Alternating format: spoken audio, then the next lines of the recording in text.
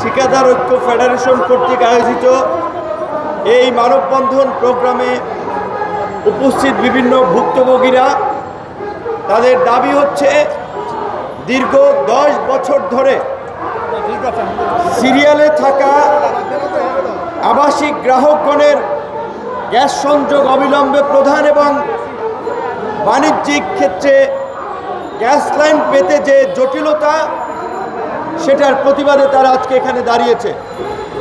গণ অধিকার পরিষদের পক্ষ থেকে আমরা এই গণ দাবির সাথে একাত্মতা পোষণ করছি।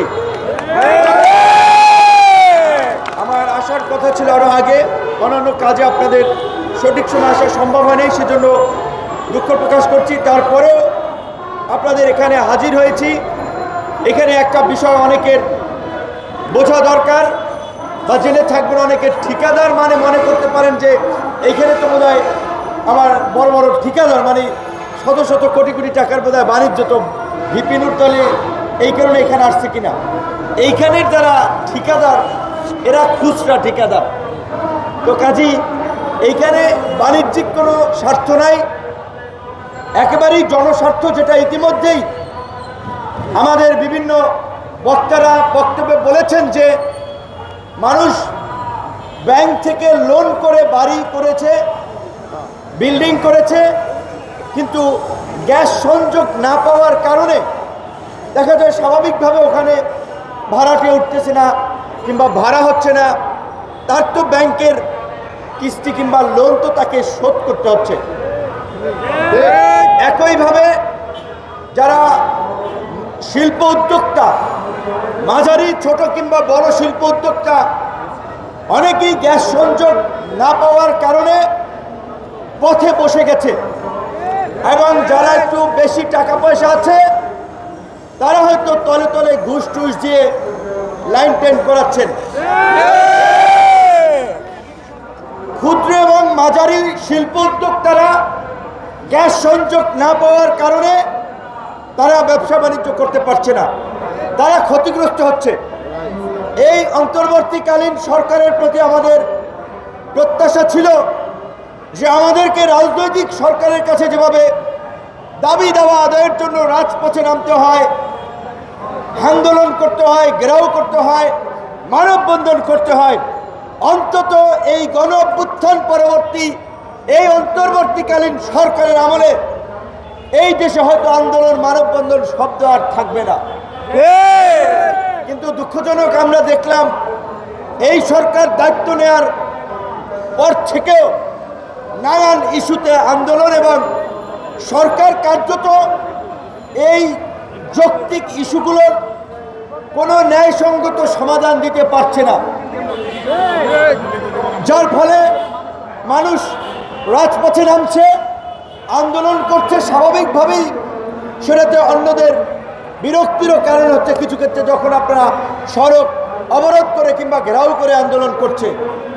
গতকালকে আমাদের অফিসে গিয়েছেন সিএনজি চালকরা, ঢাকায় তাদের রুট পারমিট বাতিল করা হয়েছে, যে মানে ঢাকার বাইরে তারা চলতে পারবে, ঢাকায় চলতে পারবে না। তারা বলেছে যে আমরা এই সড়ক পরিবহন যোগাযোগ এই মন্ত্রণালয় ঘেরাও করতে চাই। আমরা সবসময় শান্তিপূর্ণ সমাধানের কথা বলি, যে না এত কঠোর কর্মসূচিতে যায়েন না, আপনারা স্মারকলিপি দেন, আপনাদের দাবি দেওয়া জানান, তারপরে যদি না মানে তখন আপনারা কঠোর কর্মসূচিতে যায়েন।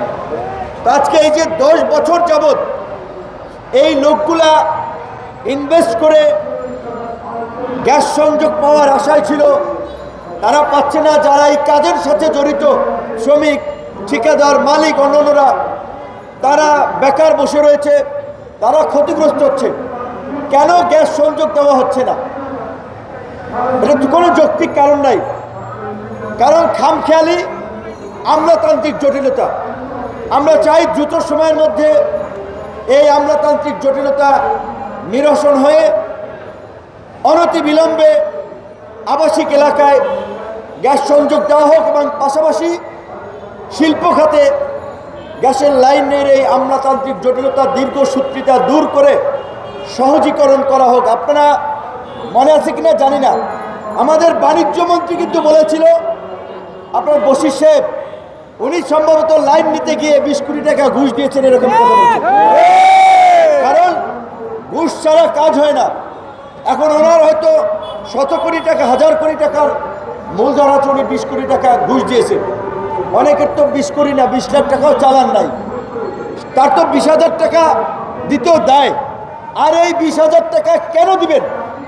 আজকে বশির সাহেব বাণিজ্য মন্ত্রী হয়েছেন, তার তো উচিত যে এই শিল্প উদ্যোক্তাদের পাশে থেকে, যেহেতু তিনি সরকারের পার্ট, এই গ্যাস লাইনের দীর্ঘসূত্রিতা কিভাবে নিরসন করে সহজ পদ্ধতিতে লাইন দেওয়া যায় সেই বিষয়ে পদক্ষেপ নেওয়া। আপনারা দাওয়াত করেছেন, আমরা জনগণের জন্য রাজনীতি করি, জনগণের অধিকারের কথা বলি। সেই দায়বদ্ধতা থেকে আপনাদের এখানে এসেছি, একাত্মতা পোষণ করেছি। আপনারা আপনাদের প্রচেষ্টা চালিয়ে যান। এই দেশে আসলে পরিস্থিতি এমন, যেটা বলে বাচ্চা না কানলে মাও দুধ দেয় না। আন্দোলন সংগ্রাম ছাড়া এই দেশে আসলে দাবি দেওয়া আদায় হয় না। তো আজকে দাঁড়িয়েছেন, দাঁড়ান, প্রয়োজনে কঠোর আন্দোলন আপনারা করেন। কি করবো? কারণ এই যে যাদেরকে বসিয়েছি, তারাও তো ভাবছে রাজতন্ত্রে বসেছে, তারাও জমিদার হয়ে গেছে, কারো কথা শুনছে না, কর্ণপাত করছে না। এই যে হঠাৎ করে 106টা পণ্য সেবার আপনার ভ্যাট এবং শুল্ক বাড়িয়ে দিয়েছে, রাজনৈতিক সরকারও এই দুঃসাহস দেখায় না। আপনি রেস্টুরেন্টে খেতে যাবেন, সেইখানে আপনাকে 15% ভ্যাট দেওয়া লাগবে।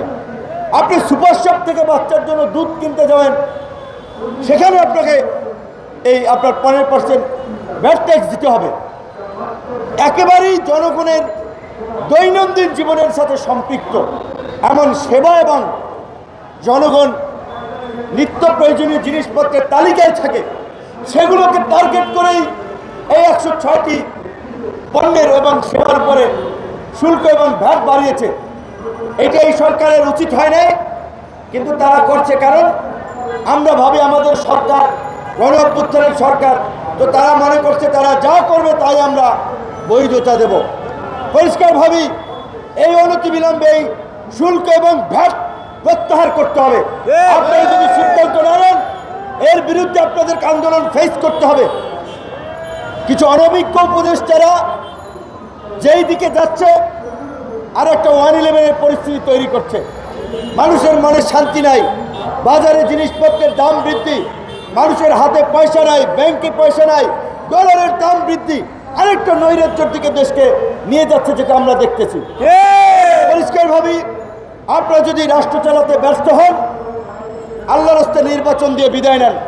আমরা বলছিলাম যে আপনারা 2 বছর থাকেন, জাতীয় সরকার করে সমস্ত রাজনৈতিক দল এবং আন্দোলনদের অংশীদারদের প্রতিনিধিত্বদেরকে নিয়ে একটা শক্তিশালী সরকার করেন। তারা সিন্ডিকেটের কোরামের সরকার করেছে, এখন কোনো কিছু সামলাতে পারছে না। কাজেই তাদেরকে ক্ষমতায় বসিয়ে তো আমরা দেশে বিপদ ডেকে আনতে পারি না। বসিয়েছিলাম, পারছেন না, না পারলে নির্বাচন দিয়ে বিদায় নেন, নির্বাচিত সরকার এসে চালাক, আর কি করবেন। সবাই ভালো থাকবেন, আপনাদের দাবির সাথে একাত্মতা পোষণ করে যে কোনো আন্দোলন সংগ্রাম কর্মসূচির সাথে থাকবে বলে আমি শেষ করি।